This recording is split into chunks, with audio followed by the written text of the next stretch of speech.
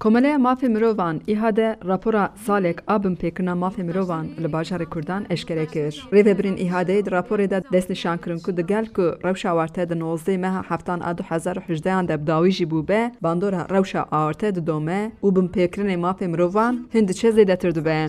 Hat gotin Tirkiye ji sistema demokratîk dûr ket û bi awayek lez ber bi sistema otokratik ve diçe. İhade di rapora xwe de îfade kir ku rêveberiya zordest peyda bûye û azadiya ramanê a rêxistinkirinê azadiya mirovan di bin gefek mezin de ye. Her wisa hat gotin ji ber îfadekirina hezrên xwe bi hezaran rewşenbîr, siyasetvan, akademisyen, rojnamevan, nivîskar û hunermend bi cezayên giran tên bêdengkirin.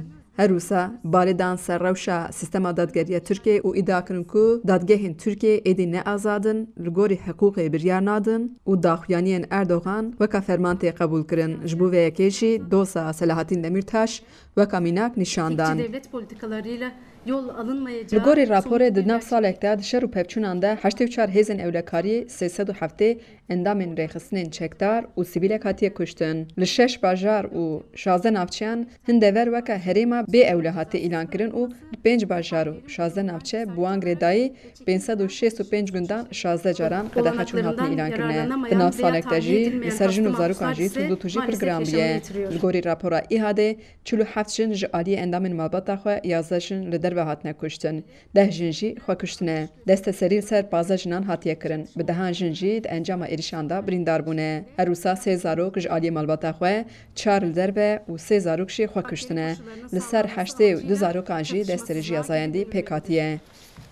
Değerli basın emekçileri. İşkence û muameleya xerab jî di sala 2018 de li bajarên Kurdan zêde bûye. Hevdek kes di dema binçavkirinê de işkence li wan hatiye kirin. Li girtîgehan jî li ser 211 girtiyan işkence hatiye kirin. 54 zarok 2837 kes di salekte hatine binçavkirin û polîsan avitiye ser 1368 malan. 11 kes jî bi destê hêzên ewlekariyê hatine kuştin. Yaşandığını görüyoruz. Bandora rewşa awarte didome bi taybet di nav du salên borî da li qadên cîvakî her wiha li girtîgehan pir zêde mafê mirovan hatiye binpêkirin.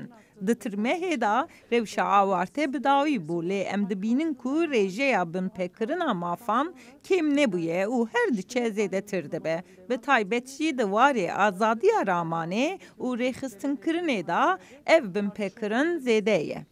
Rêveber Abdulselam înce öğrenci destnîşan kir ku gelek kes ji ber tirsê serî li wan nadin û ew divê baweriyê dane ku binpêkirinê mafê mirovan ji vê raporê jî zêdetirin. Li gorî em dibînin û em dişopînin pêkirinê mafê mirovan li vê herêmê de ji berê daha zêdetir. Yani sala 2017 da 2017 zêdetir, 2018 de daha zêde çêbû.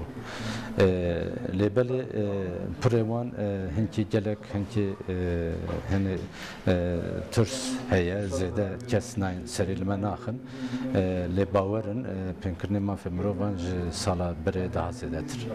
Raporê balê da ser polîtikayên hikûmetê ku ser helwesta tekoşîna dijî terorê polîtikayên ewlekar welêt birêve dibe. İhade destnîşan kir li ser mijara pirsa Kurd hê jî polîtikayên şer dibe sedema kuştina bi sedan mirovan.